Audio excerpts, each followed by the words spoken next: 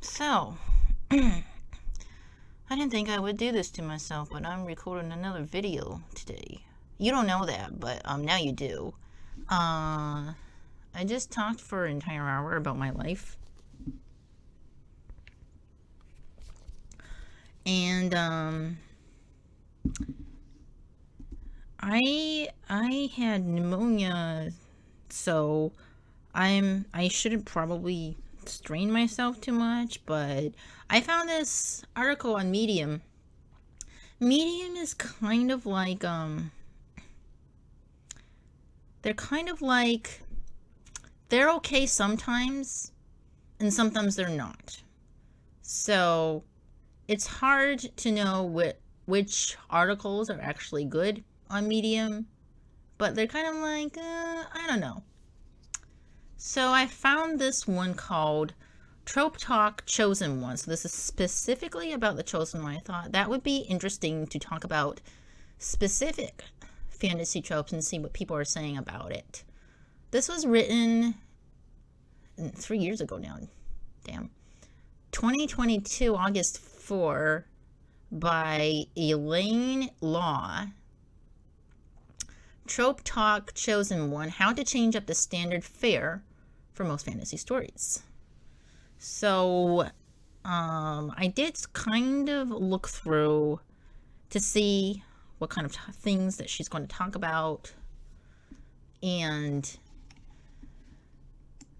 it seems to be just talking about why do we like the Chosen One, what did you consider when writing the Chosen One and changing up the Chosen One. And so hopefully that will be kind of interesting to get into. We'll see.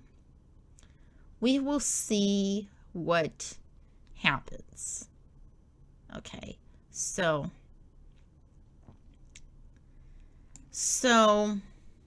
the Chosen One is very famous and also infamous, I think, fantasy trope.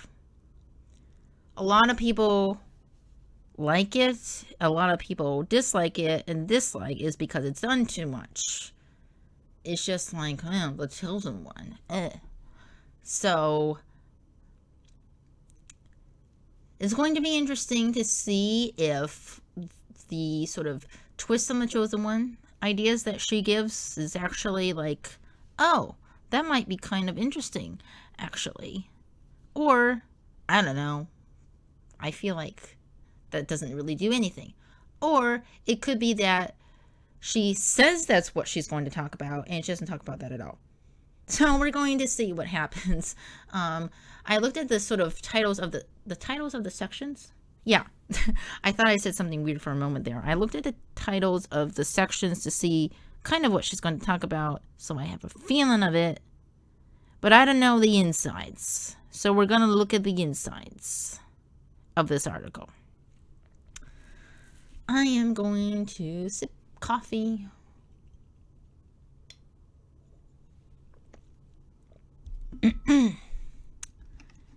And there we go. So this is still part of the introduction. Hi. Hi, by the way. Hi, how are you doing? Like, we haven't done one of this in a while. I mean, if you see, I'm probably going to upload my Fox and Thoughts video first, and then you'll see a few others, and then you'll see this one. So in terms of like chronological order of things, the ones that you see before this video will be in the past because I recorded them last year. So hi, this is me from 2025. Hi, it's the future, I guess. Kind of. I'm not really. Anyway, what, you don't really need to know all that stuff, do you? So let's read. Do you hear it? When I tend to do this thing where I'm about to start something and I do like a lip, not really a lip smack, because I'm not smacking my lips, I'm like smacking I'm like sucking on the tongue between the teeth and making a sound kind of situation. It's not really clicking the tongue. That's different. It's sort of like, well then, let's get started. So I tend to do that, and it might sound like a little bit weird in the microphone. I notice that sometimes in videos, sometimes when I listen to the entire thing, when I do the timestamps, sometimes I do that do the entire thing, like watch through the entire thing. Sometimes I don't. So I tend to do that thing quite often. I try not to make weird sounds into the microphone, but it just happens, and some of it sounds really it sounds very cringy and kind of like a wet smacky sound. But I'm not smacking my lips.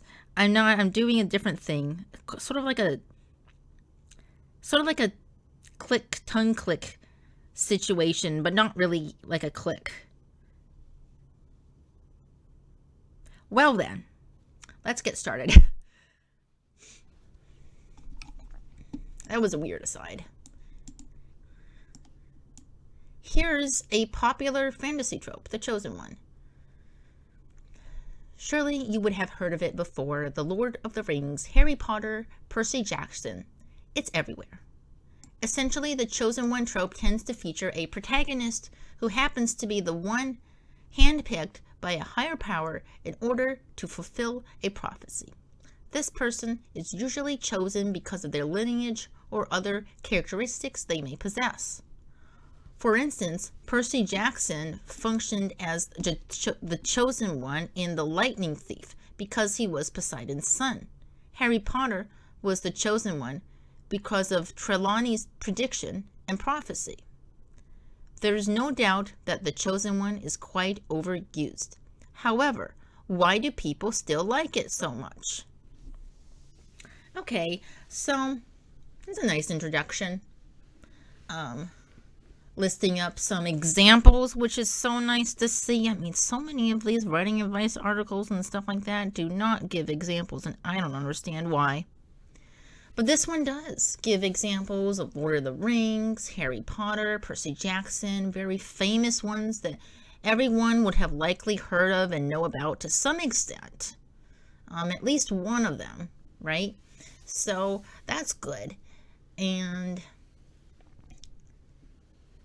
is the protagonist, who is the chosen one, always handpicked by a higher power to fulfill a prophecy? Maybe. Is there a moment where a chosen one isn't picked by a higher power? But just, I guess maybe, huh? I didn't know that Harry Potter had a prophecy. I thought he was just a chosen one because he has a scar on his forehead. But I've only watched the movie, so what do I know, right? So, anyway, why do people still like it so much?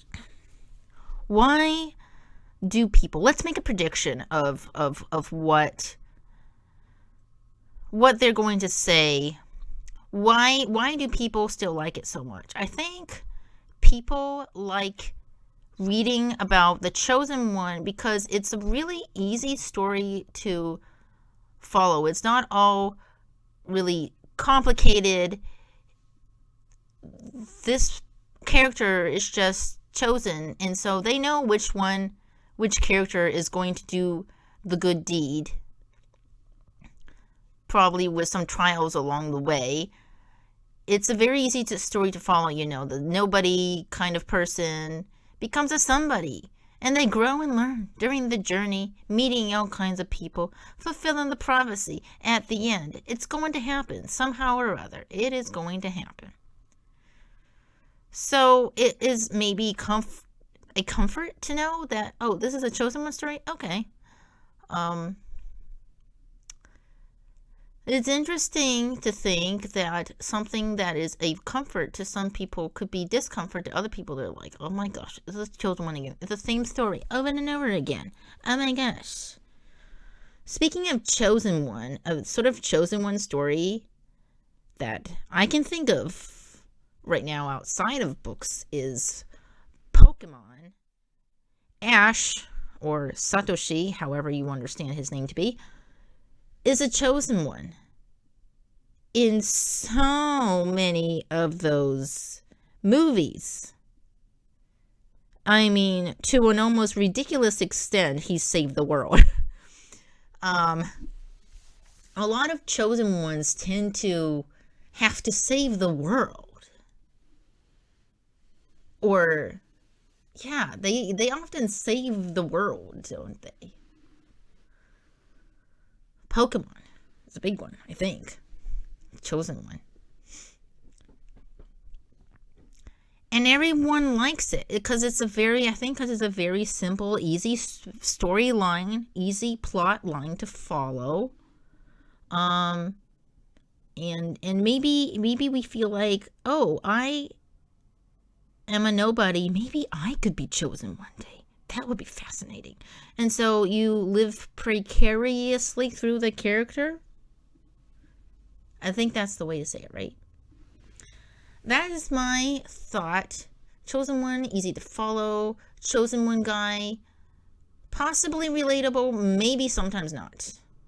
I mean, if they are a chosen one, but they are a prince or a princess or some other royal, you might not be able to relate to that person. But if they are just a nobody, like a farmer, or just a normal kid, like Harry Potter, or just Percy Jackson, I think, started out as quite normal.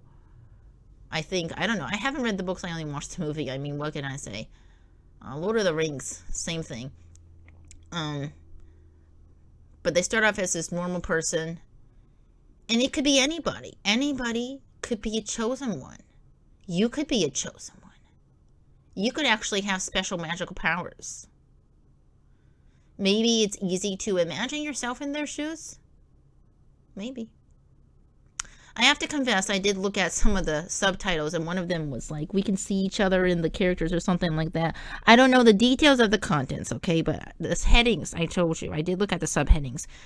So when I say, oh, it's my prediction that I think that we can relate to the characters because they are a normal person, it's because I saw one of the subheadings being something along those lines. Not clearly remember what it is, but so it's not completely my idea. I confess it's not my idea, but my other idea is my idea, in that it's just an easy story to follow. It's not so complicated. Anybody can follow this story. So that's my prediction, and we shall see exactly what is so great. Why do people like it? Why do we still like it so much, even though there is already so much hatred against it too?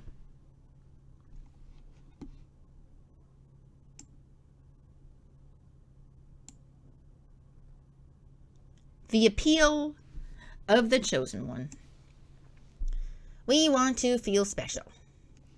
There's nothing quite, I think this is the part that I saw.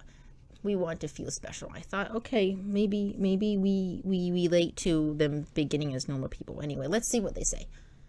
There's nothing quite like the feeling of knowing that you are important, that you are the only person who can save the world from the great evil.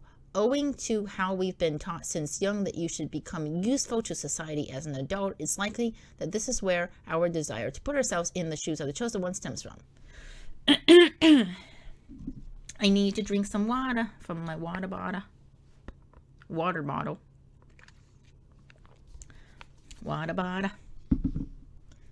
So, that's interesting. I didn't think that would be one of the reasons. Being told from your young age to be useful to society in some way. A desire to put ourselves in the shoes of the chosen one stems from there.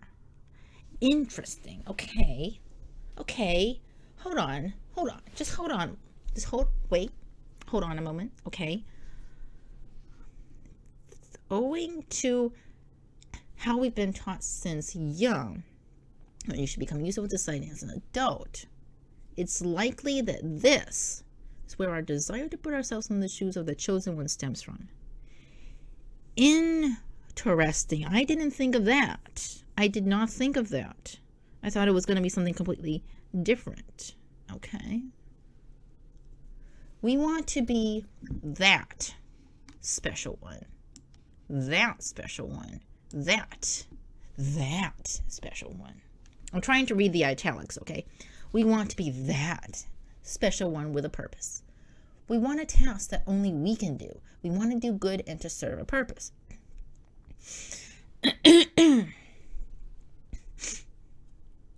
Moreover, the status of the chosen one usually comes with a sort of prestige. People treat the chosen one differently because they are supposedly the one who'd deliver salvation unto them. That could add to their specialness. Okay. So, interesting. So, have you been taught since you were young to be useful to society? I don't know. Maybe not by parents for me, but maybe school tries to say that you should be useful to society. I don't know if I've been explicitly been told anything like that, but there is a sense that as a person living in the world, you have to contribute. Not you have to, but it would be great if what you do contributes to society in some way. And maybe in your lifetime, you make an impact on the world, and many people remember your name. I mean, it's nice to think that maybe that could happen to you. I mean, I don't really want to be famous or known to a lot of people, particularly. That's not really what I want. So I haven't really thought about anything like that. But for me, like I was saying, wanting to, definitely when I read the quote that says we want to feel special, I thought it was going to be more like, oh, I'm just a normal person, but now I'm special because I'm chosen. I thought that is what it was going to be, but it wasn't that at all. Oh, so I thought that I was going to be completely, utterly right here, so I guess I was not. Shocker. I really did think that when it said we want to feel special, it was going to be like a just normal person is going to be special, and because we are normal people, we want to feel special. That's going to be why. We like the chosen one. But what they are saying, what Elayne, what was her name? Elayne Law, not lawful. Elayne Law is going to be, Elayne Law says that we want to contribute to society in some way, some special way, and be treated specially. Feel special. We want to feel special when we are contributing to society. That is why we like the chosen one. That's interesting.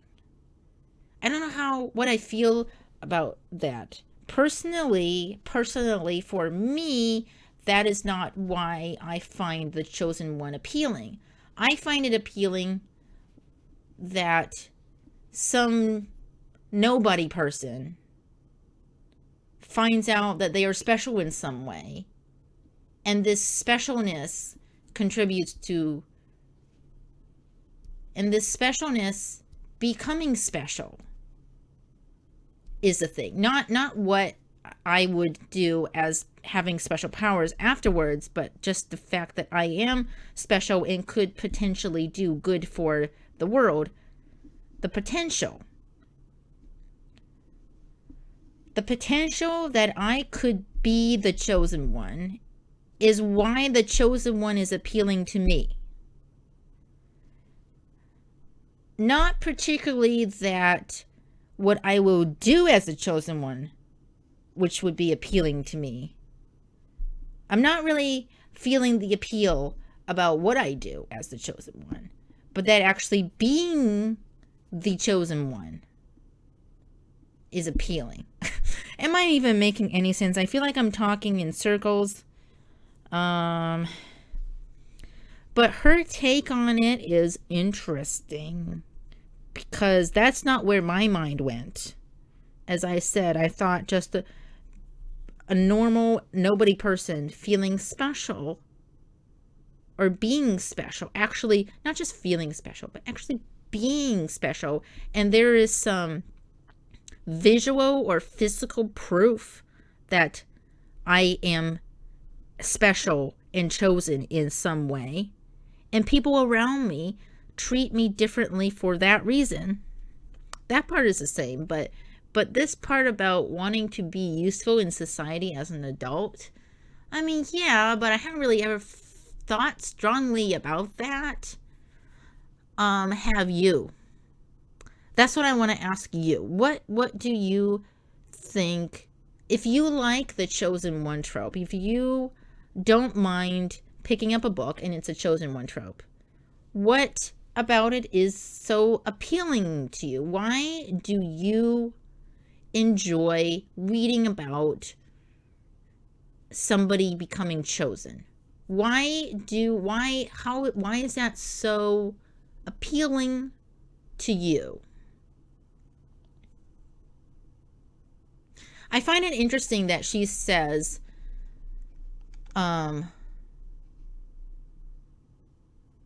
become useful to society as an adult, implying that you are going to definitely succeed. Because the chosen one, I mean, maybe a stereotypical chosen one is somebody who is so absolutely perfect and humble. But if you think about people who are imperfect and might not always succeed, is it that because the chosen one always succeeds that you might feel like if you contribute to society, you want to always succeed? So reading the chosen one is appealing. I don't know. I just feel like she's saying that the chosen one is always going to succeed.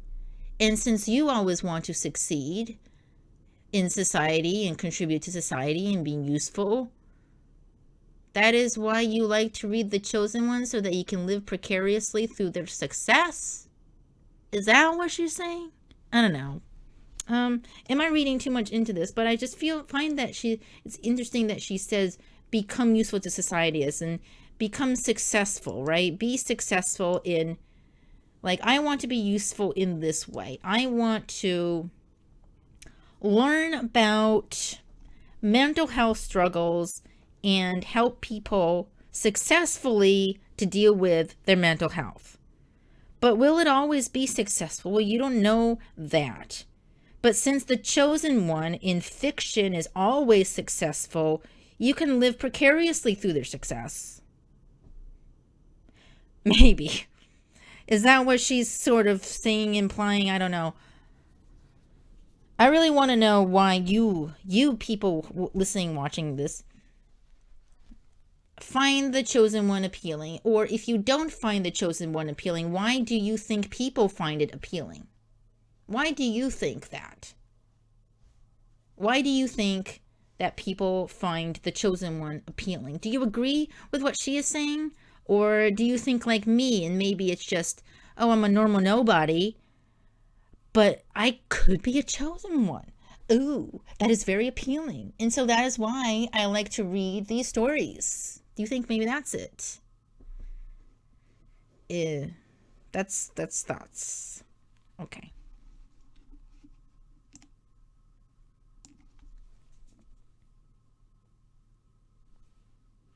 The typical journey of the chosen one. The chosen one stories tend to follow the hero's journey.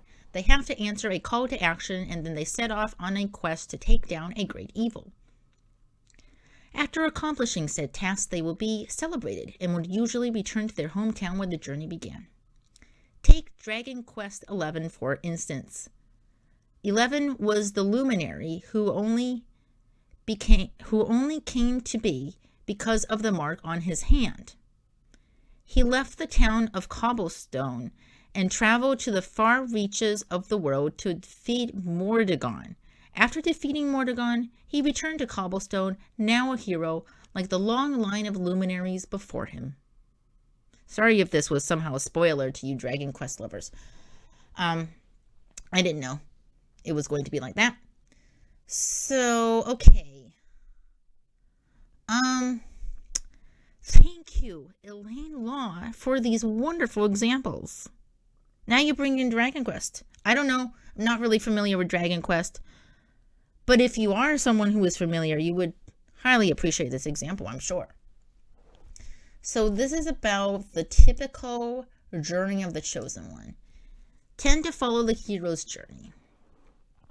Answer to a call to action. I am thinking about, as I'm reading this, I am thinking about the Warriors by Aaron Hunter. You know, about the cats living in the forest. The first book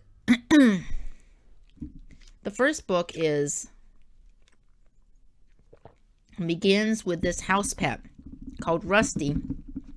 He has a dream about chasing a mouse through the forest, and he's never been into the forest before, but for some reason this dream really calling to him.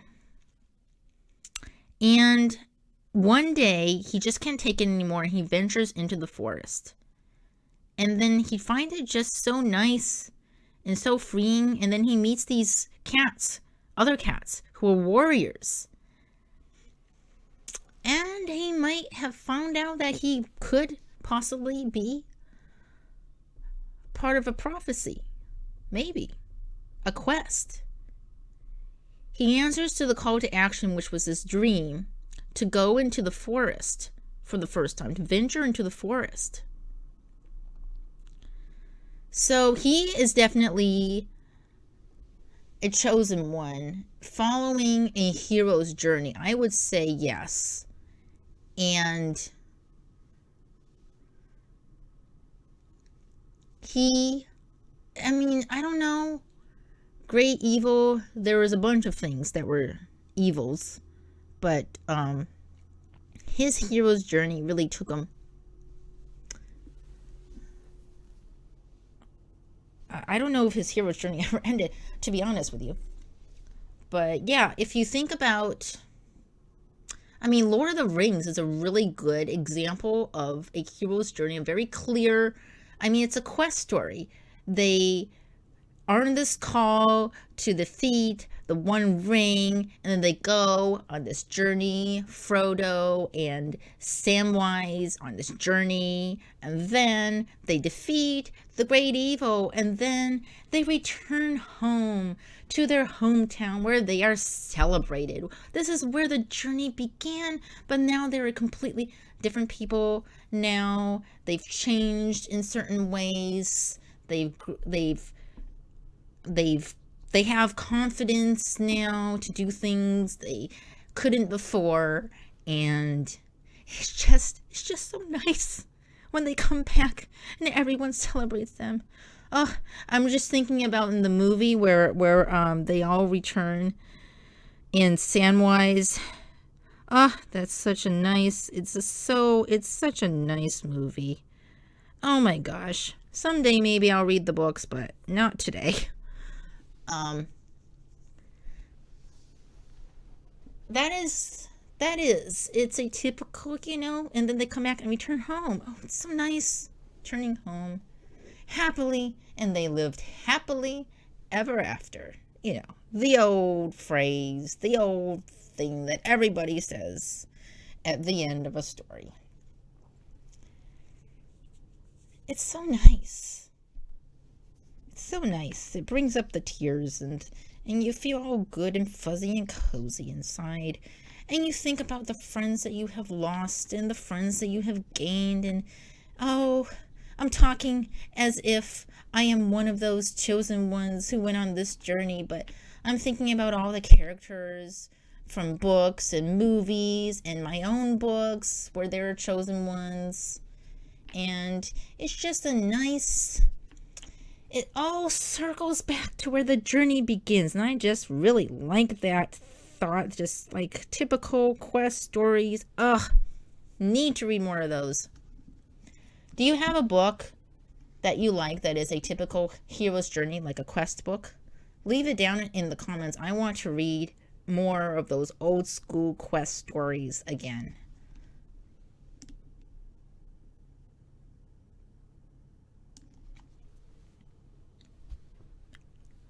Now, we're getting into the writing. What to consider when writing The Chosen One. This part has 3 sections. They have 3 sections. We are going to see how long I take on each section, okay?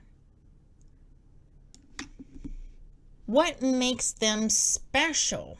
Why is their character the chosen one? Is it because they are the subject of an age-old prophecy? Are they given a mark that holds divine power somewhere on their body? Were their parents legendary heroes? Do they have any power as a result of being the chosen one that further differentiates them from their peers? Are they able to cast magic whilst others cannot? Are they the only person who can wield that mythical sword? Are they the only one who can step into the dark aura without any ill effects? Knowing how your character is different is essentially the premise of your story. It will likely affect the direction that your plot will go. Oh, this is very nice. Beginning. So if you want to create, now this is in the creating section of writing a chosen one story. You want to create a character who is a chosen one. So you want to think, okay, what makes them special? If being a chosen one means that they have to be special, is there a prophecy? Is there a mark? Were their parents heroes? Thinking about were their parents heroes, I immediately thought about the movie Sky High. And yeah. Anyway, that was not a book. Do they have any power as a result of being the chosen one? Further difference, so how are they different? Like, if you imagine a world where everyone has magic, but your character's magic is different in some way, and that difference in magic is somehow contributing to them, to the prophecy or something like that. Or maybe this power is the only power that can defeat the big evil. Maybe historically the species have been the only ones that can go against this evil, but this character, your character, is somehow the most powerful one that has ever been brought to the world. They are automatically, because their power is the most strong, they are automatically the one that becomes the one that will then defeat the evil. Or like step into the dark aura without any ill effects, like maybe something like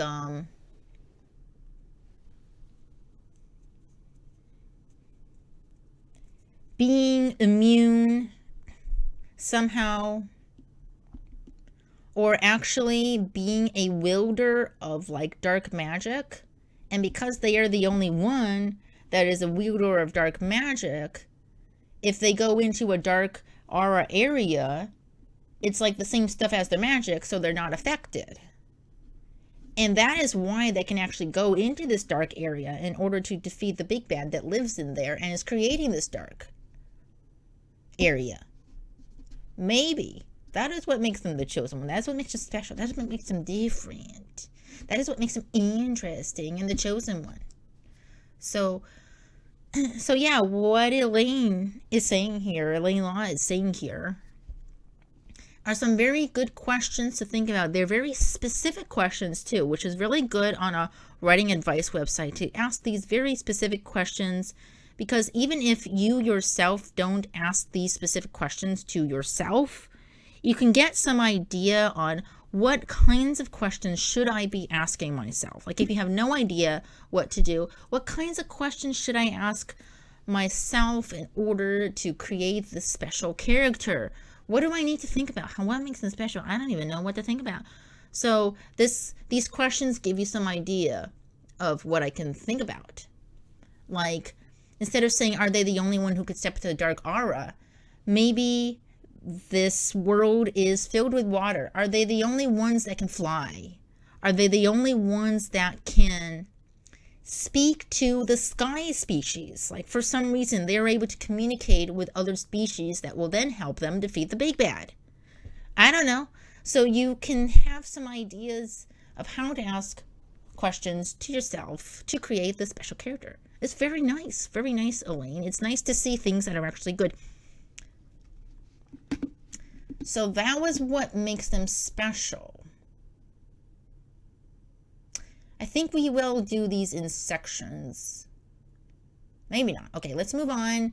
What does your character need to do? The most common plot line is that there is a malevolent evil to be cleansed from the world, and your character is the only one who can do it. Of course, you need not necessarily have a great evil threatening the world. However, the task your character needs to accomplish must have an enormous effect on the world, something that no one else can do besides your chosen one. For example, in The Last of Us, Ellie is, so far, the only person who was found to be immune to the zombifying fungi. Getting her to the fireflies and harvesting antibodies from her would undoubtedly benefit the world, though they have to undertake an arduous journey across half of America to reach that hospital facility. Interesting. I don't know about this story called The Last of Us. I've heard of it. I don't know about it. Only one immune to the zombifying fungi. Have to get her to the fireflies, I don't know what that is, and harvesting antibodies from her will undoubtedly benefit the world. Oh, they have to get, the fireflies must be a hospital facility, so they have to get there. I see. So, okay. So then you think about, okay, now they are special for this reason, and different from this reason. And now we need to figure out what exactly they need to do. How will they use their power or their difference in order to save the world? When you create your antagonistic force, you need to consider the magnitude of eliminating its impact on the world. You need to consider how difficult it is to overcome this antagonistic force. The important thing is that no one else except your chosen one should be able to accomplish this task. Yes, okay. So as I'm reading this, I'm thinking about my own chosen one characters as well. And thinking, yes, so the antagonistic force that you create, who goes against your chosen one, it has to be someone that your chosen one, with their power or with their immunity or whatever, can defeat the big bad, but nobody else can defeat the big bad for various reasons. They don't have the power. They don't have enough power. There's never been power. No one else is immune to this zombifying fungi or whatever. So that makes two things, I think. It makes the chosen one extra special, because no one else can defeat the big bad for these various reasons. It also makes the big bad extra intimidating and also it makes the save the world moment. I mean, to keep the chosen one alive, you need to keep the chosen one alive in order for them to save the world at all, and they are their only hope. So that then they sort of affect each other, don't they? The antagonist and the protagonist, chosen one, the big bad and the chosen one do affect each other when you are creating these characters, don't they? So now I can't remember exactly why it had to be Harry Potter that needs to, or at least Gryffindor that needs to defeat Voldemort. I don't remember exactly why, the reason. It was very complicated for me. Even watching the movies, I don't know if the books are any better with that, explaining that kind of thing, but it's very complicated for me. But for some reason, it had to be them over there. Some historical sword hat situation. What is it? Lord of the Rings, although it's like family lineage, right? It was passed down. The one ring was passed down in Frodo's family. So it had to be him, like he had to carry it. The only one who could carry it. I can't remember what the reason was and why he was the only one that could carry it. But for some reason, he's the only one that can carry it and destroy it. To carry it in a way that wouldn't affect him, I guess.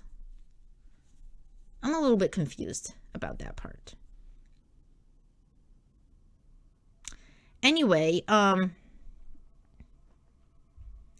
is there a chosen one story that I could better talk about?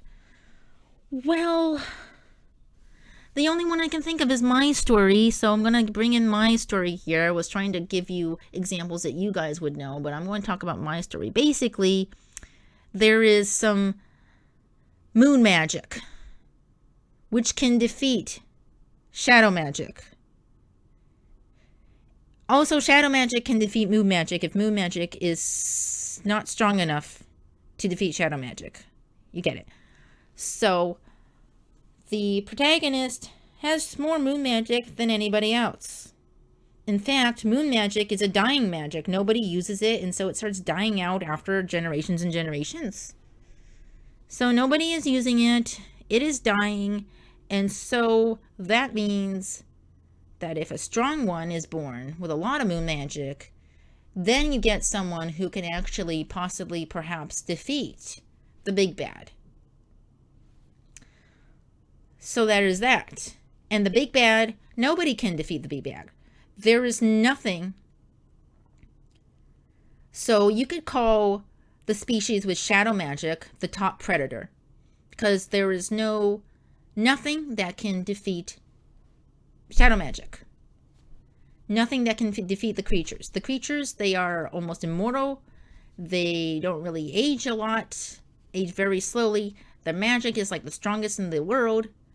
So if they decide, like, you know what, I think we want to rule the world, defeat everyone else, destroy the world, and make it our own.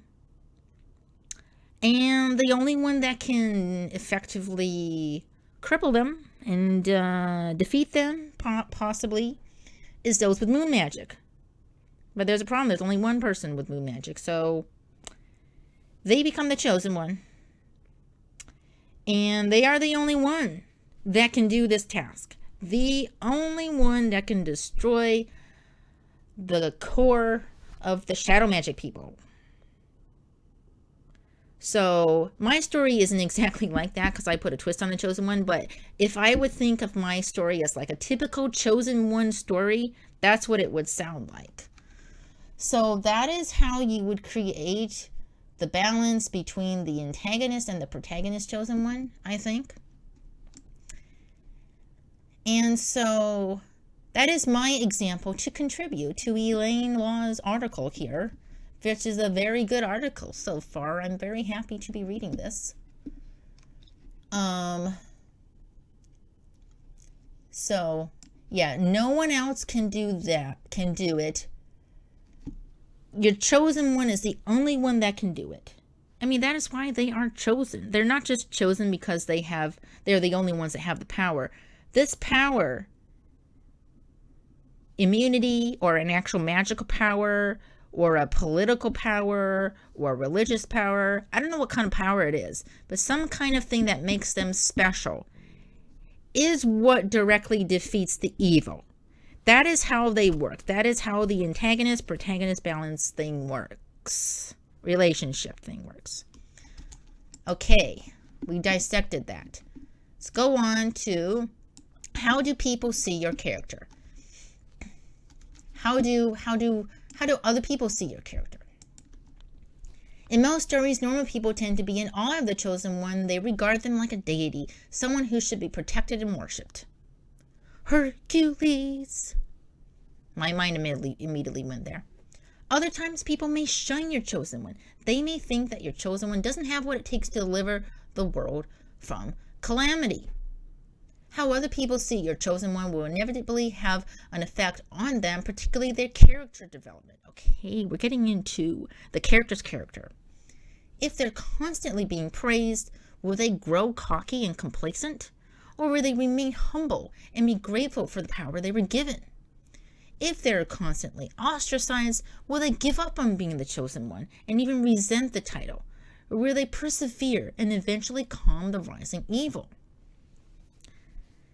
Some ostracized, chosen one, yeah, praised, cocky, complacent, or maybe they remain humble. This really all does change. It could also become that the chosen one starts off humble, but because they are constantly praised as being the chosen one, they become cocky, and then they have to be put in their place again. Something like that could happen. You could have someone who is constantly being praised, and they are put in their place so hard that it becomes debilitating, and then they feel like, so you don't need me then? I'm out of this picture. Something like that can happen. Or they just feel so intimidated by the fact that they have this power. Everyone is saying, oh my gosh, you have this such incredible power. And they'll be like, ooh, not me, not someone like me. I'm a nobody. I can't take on this task. And then they learn to become the hero that they were meant to be. It could be something like that. So, how other people see your character, yeah, I agree.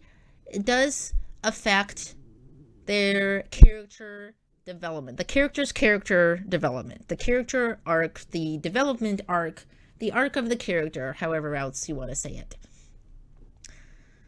So, if they are always praised, they could become a certain way. Or, you really have to then think about what this character's character is. You can decide, I think, you can think, okay, you can think in this way. You can think in the way that Elayne Law is saying. You can think, how will other people see my character? And so then what kind of character development do I want them to go through? Or you could say, you could think about, I want my character to have this kind of personality. And if they have this kind of personality, how do people treat them? And because how people treat them, how will their character develop? You could think about it like that too. I think those are different things. Or I could just be saying the same thing and not really realizing it. So yeah, so how do other people, when they mean by other people, they mean other people in the story. So are the other people shunning them, or are they praising them? Do some people shun them and some people praise them? Does their family hate them? Family is really, can really affect a character's character. Okay, so if the family, like the mother and father, are like, your special powers suck, and so the character will be like, oh my gosh, I suck. Or they could be saying, your special powers, we don't understand them, but they're so incredibly awesome. Well, you need to flaunt this. And so the character might be like, ooh, I am so special.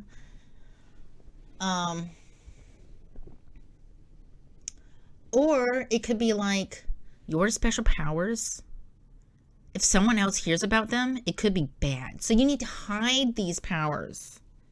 And so then the chosen one will think, oh my gosh, even though I am the chosen one, I need to hide the fact that I'm the chosen one. So I need to be secretive and can't tell anyone, and not even my crush, because, it's so complicated. Sorry, the "is so complicated" cliche is a pet peeve of mine. Don't do it, please. I don't want to see it anymore. Anyway, so yeah, how other people see your character is going to affect your character's character and how they develop throughout the story, especially if the other people you're thinking about is the family members or the loved one or the crush or something. Like how someone thinks about your power, if who they are in relation to you, like if they're strangers versus friends versus family, it will be different. Yes. The thought did not end. That's okay. So we just went over what to consider when writing The Chosen One. Elayne Law gave us some good questions about what to ask ourselves. What makes them special? What does your character need to do in order to defeat the big bad? Whatever the big bad is. Maybe it's a terrible virus. Maybe it's an actual evil entity. Maybe it's an entire fleet of alien spaceship things that are trying to take over the world. Or something like that. How do other people see your character? So you need to think about the other people, meaning the friends, the family, the strangers, the townspeople, the mayor, the king, the father and mother, sibling rivalry could be a thing. Like maybe your parents love you, but your sister, who you want you want your sister to like you, but they don't because your power makes you special, and so they resent you for that, and that also affects you. Family, such a big thing. The Chosen Ones, okay.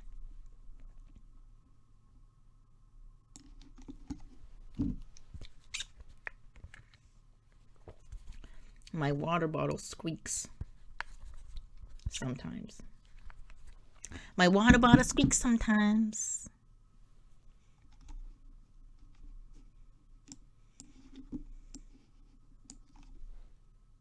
Changing up the Chosen One. Now we are getting into the twists. I'm hoping this is good.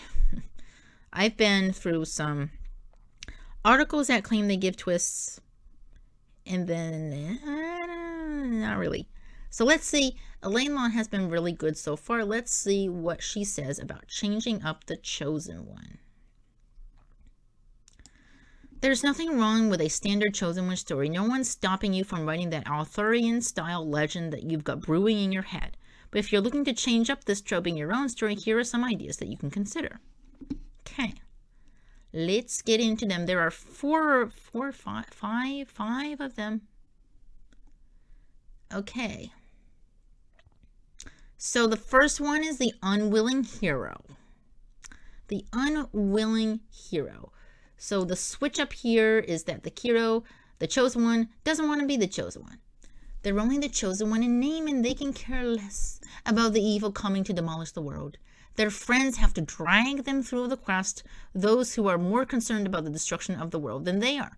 Ultimately, external motivation can only get your unwilling Chosen One so far. If you're interested in writing this trope, you should introduce a personal stake for the Chosen One that makes them more willing to undertake this quest. Maybe they realize that the big bad is their long-lost sibling or something along those lines. That would give them the motivation to complete the quest, even if the primary motivation is not to save the world. Interesting. I don't know why I keep thinking of movies. I am not going to mention it. This is not about movies. It's about books. Okay, so yeah, Unwilling Hero. Although I feel like there is a problem with unwilling heroes. They could turn to be so incredibly annoying and unlikable. Think about an unwilling hero, an unwilling heroine, if I may say. A Shadow and Bone trilogy. Whatever her name was, because I don't like that trilogy. She, the protagonist, is such an unwilling hero to the point of annoyance that there is never a moment where she is like, okay, I will go defeat the big bad because of some personal reason. She was constantly like, oh my gosh, I hate my life. I hate my powers. I hate this place. I hate it. I hate it. I hate it. And it's just like, you can be unwilling, okay? But don't, through the entire story, she was like that. I don't know. I don't think she even had a motivation. Like, she could care less about the people who were being treated badly or the people who were dying. She only cared about herself. I felt like she was, this is my opinion, okay? I just felt like she was such a selfish character, and she never changed. She did not change once, which I feel like she should have done that in book 2, but she didn't. She just got worse. And you can make them unwilling, but don't make them unwilling continuously, like Elayne Law said. Right here, she said, if you're interested in writing this trope, you should introduce a personal stake that makes them more willing to undertake this quest. So if the quest of the protagonist in Shadow and Bone was to get rid of the dark fold thing that's in evil thing and defeat the Darkling, she should have had some personal stake in it. But she didn't. So, that's it. No, she really, if only, then maybe the story would have been a little bit better. Maybe. I like the lore. Oh. So that was the Unwilling Hero.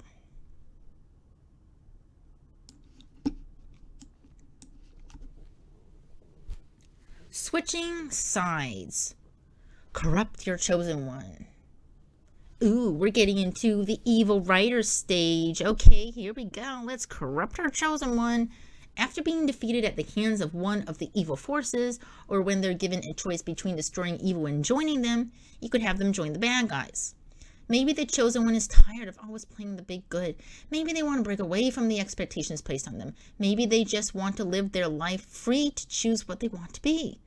Make the allure of joining the evil side compelling, so compelling that your chosen one finds it a better idea than staying on the side of good. Whether or not your chosen one ends up returning to the side of good, or whether they destroy the world with the evil forces, or whether they die at the hands of their former companions, is entirely up to you. Very interesting, switching sides. Have I read any book where the person switched sides? Oh, I don't like thinking about Shadow and Bone, but the protagonist almost did a bunch of times. She almost did, and I wish that she did. I mean, I think she was more suited to be a villain, actually. She should have just gone to the other side, abandoned her friends completely, and actually go on and be with the Darkling. She could have done that. I felt like that would have been even more interesting. That's my opinion. You might have other opinions. Switching sides is very, I don't have any stories. I have a story where a supposed chosen one doesn't exactly switch sides, but he completely, once he has achieved the selfish thing that he wanted to achieve, he completely abandons his companions. He just abandons it. Now he's done what he's come to do, even though he feels like close to his companions at that point. He's like, I relieved myself of this curse. That's what I came to do in the first place. Why am I thinking about these other people? I didn't care about them before. And so he decides to just abandon them. He later regrets this.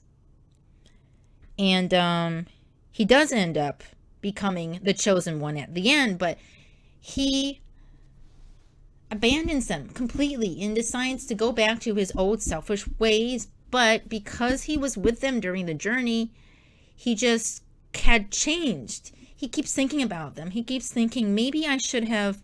And then he's like, no, no, no, no, no. I have my life now.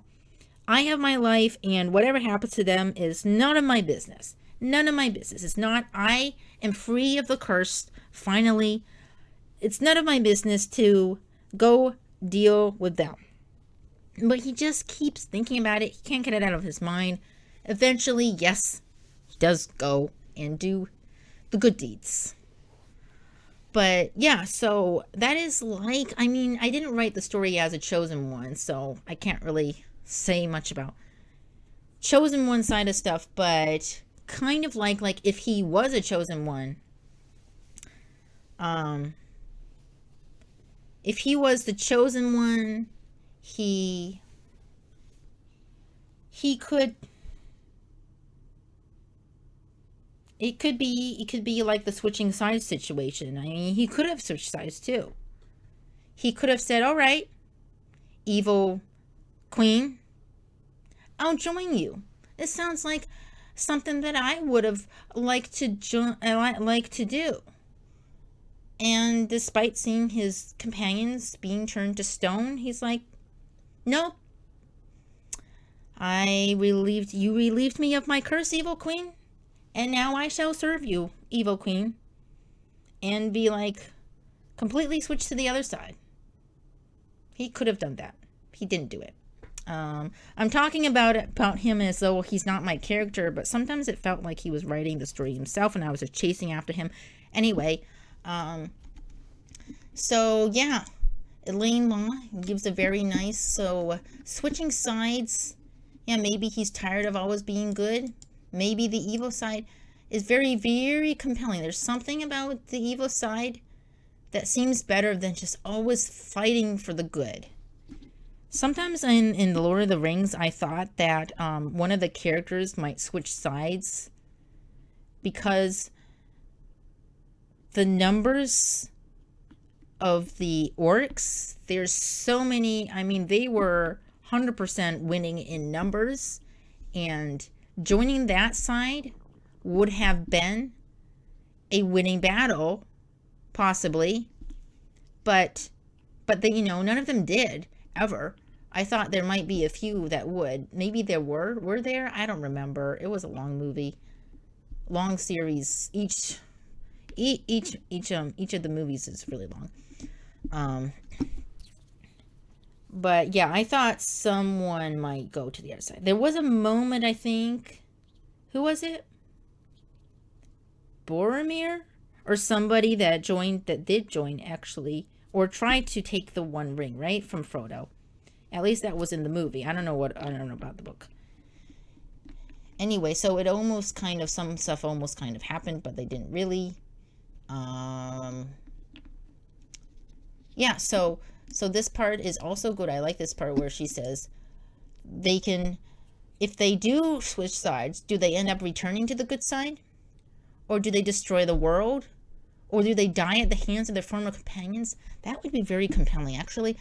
A story like that where the chosen one actually switches sides and then dies at the hand of their companions. Oh, that would get me. That would really get me. I'm like, oh my gosh, I don't know what to think or feel. Okay.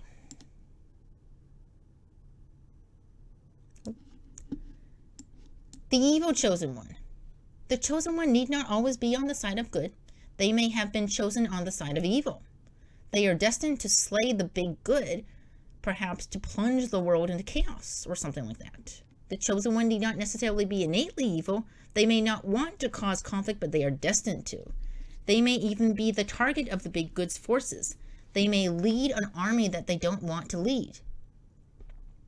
I'm thinking about some specific person. Or maybe they can embrace this world wholeheartedly. Maybe they see a very good reason why they need to defeat the big good. Ultimately, your character would have to make a choice, whether to fight for the forces of good or the forces of evil. I see. So this is kind of related to the previous one of switching sides. Just They're evil from the beginning. They're just on the wrong side on the destructive side from the beginning, maybe. I mean, because you have to think, what is evil in your world? What does it mean to be evil? What do people consider evil in the world? Because think about it, both the big bad and the big good, if they fight for what they think is right, a lot of people are going to die. Either way, people dying is bad. So both sides are doing bad things, right? Because both sides people are dying, right? So if you have a chosen one on the evil side, you have to think about, what is evil, considered evil in this world? And if the evil side do not consider themselves as evil, I think evil and good in like a fantasy world could all be about perspective. Like the evil side, maybe they're not evil. They're just trying to create a world for themselves because they never had it. And so they're just trying to expand their world because there's so many of them now. They want to expand. They want to live more freely. And that's why they're conquering the rest of the world. But from the other side, you look at it and then you see, oh my gosh, the evil. Oh my gosh, these people are destroying these innocent people and making the world unlivable for them. So they must be evil. But on the evil side, the people who are just trying to expand and get more world to live in, see the good side stopping them. And they're like, they are stopping us from our right to live where we want to live. And so they are evil. So you can say, okay, which side is evil? You need to decide which side is evil. It could all be about perspective. Or you could do the typical thing. Okay, the good side is the one that saves the world. The bad side is the one that wants to destroy it for some reason or other. Sometimes I think about the evil, like in movies and books and stuff, that want to destroy the world. I can understand like Star Wars because there's lots of planets to go to, but destroy the world, why does the evil always want to destroy the world? Don't they want to live there after they win the war? Like, why do they always want to destroy the world they live in? I don't know. Somebody go ask them and let me know. So yeah, evil chosen one could be interesting to think about. This is a good, interesting one to think about. But like I said, you'd have to think about, what does it mean to be evil? What does it mean to be good in the world that you are writing? Yeah. Oh gosh, I'm hungry.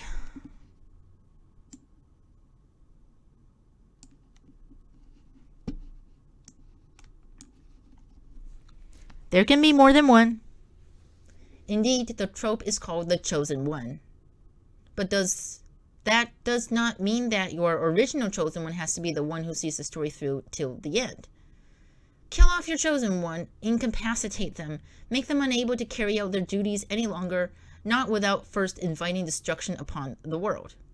Do a switcheroo and have their sidekick or one of their companions take up the role of the chosen one and lead the forces of good against the evil. Tell the story from their perspective. It's interesting. That's interesting. Very interesting. I don't know if I know any stories like that. I mean, maybe Lord of the Rings, but not really, right? I don't know. I mean, having a sidekick companion, could it be said that because, at least in the movie, Samwise did carry Frodo up the mountain when he went unconscious, that Samwise is actually the hero? Or what about in Harry Potter? I think the chosen one, there were like two chosen ones, sort of, but it wasn't completely revealed until like the very end or something.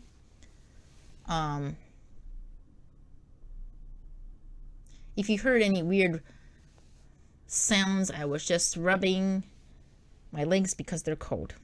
It's kind of cold in this room. I do have a heater, but it's kind of cold in this room. Anyway, so yeah, I can't think of any stories where there is like the chosen one and then they're unable to continue on, so someone else becomes the chosen one. That's kind of like, I mean, I do think about Lord of the Rings, and like Star Wars is kind of like that, kind of a generational chosen one type of thing, right?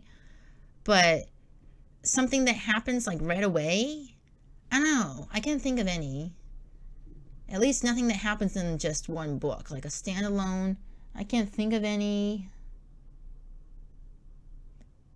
They're incapacitated. I don't know. I can think of any, but it's an interesting one to think about.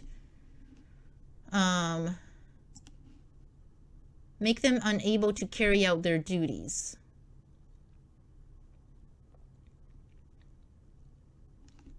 In my chosen one story, there is more than one chosen one, possibly, perhaps. But I don't kill off the chosen one, the original chosen one, or incapacitate them. But I do make them unable to carry out their duties any longer. Impossible to carry out their duties.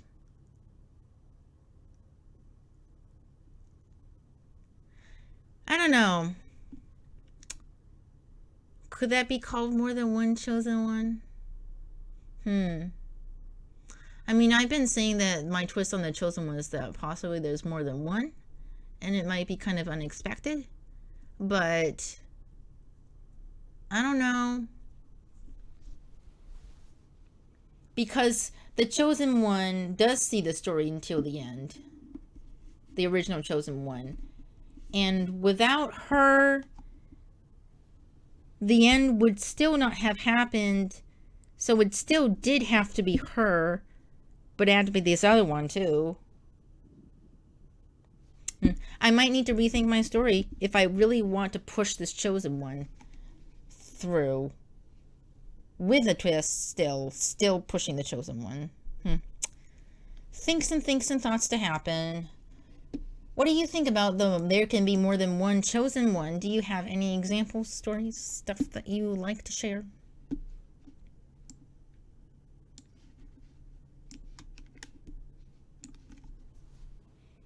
Number 5, I choose to be the one. Not me, but okay. Not all chosen ones are chosen by the gods. Maybe they are the ones who persevered and worked hard enough to get that position. Maybe they're the only ones who dared to do what others did not. Their position as the chosen one is earned, not given to them. Detail their struggles and just what kind of trials and tribulations they went through to clinch that title. Maybe they did unknowingly, and they became the chosen one out of pure accident. Or maybe they wanted it all along, and they worked fervently toward the title. There's a weird typo situation here. Elayne Law, you might wanna take care of that.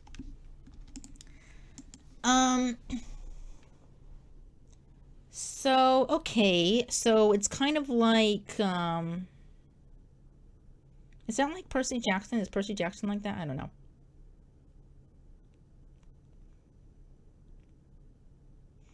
The Hunger Games. Work hard toward accidentally becoming the chosen one. At least the one to lead the revolution. Kind of. She did become the chosen one to lead the revolution. I think she became the chosen one out of pure accident. And she did work towards that, but it did also come on by accident. She probably didn't know that she was going to be the center of attention so much. So, there is that. Maybe. But I do like this sort of idea of the person who is... So, okay. Having a bunch of tests and trials. A bunch of people having a bunch of tests and trials. I'm thinking, okay, I have one.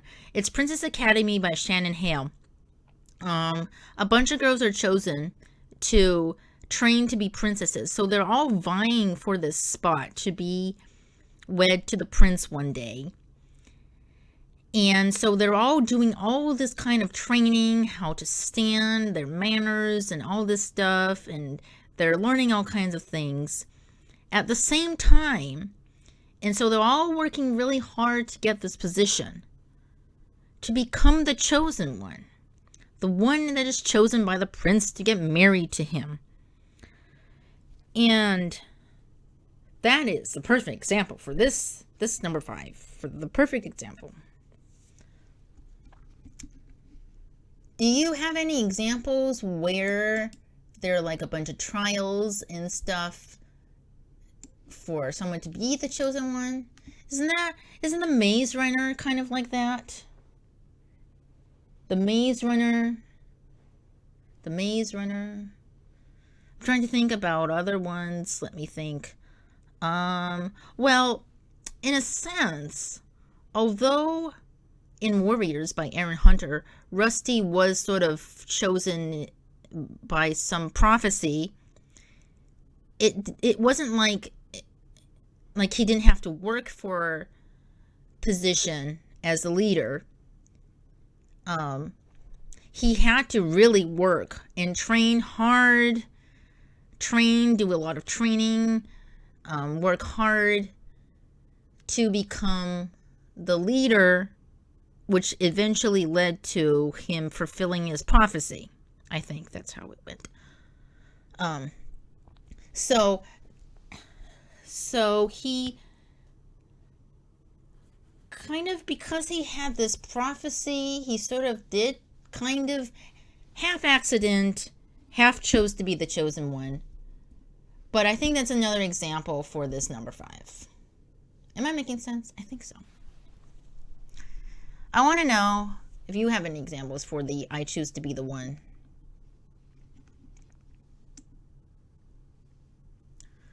So there, we went over changing up the chosen one, the unwilling hero, switching sides, the evil chosen one, there can be more than one chosen one, and I choose to be the one. These are all very good ways to switch up the chosen one, and Elayne Law gives us some good building blocks to start thinking about our own chosen ones, or chosen twos if we want, or switching signs or whatever. And so these are some great, as I said, these are some great building blocks. And you can, as she says, no one's stopping you from writing the Arthurian style legends that you've got brewing in your head. So you can write a standard chosen one story. If you write a standard chosen one story, I am definitely going to read it. I like the very simple, typical, old school fantasy plot, just going on a quest to fulfill a prophecy. I don't know. I just like those. I really like those things that are not too overcomplicated to read sometimes.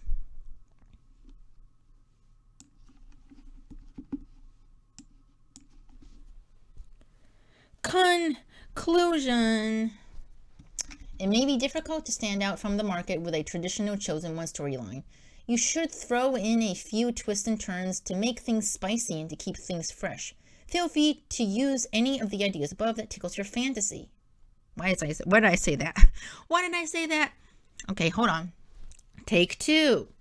Feel free to use any of the ideas above that tickles your fancy. Or your fancy fantasy.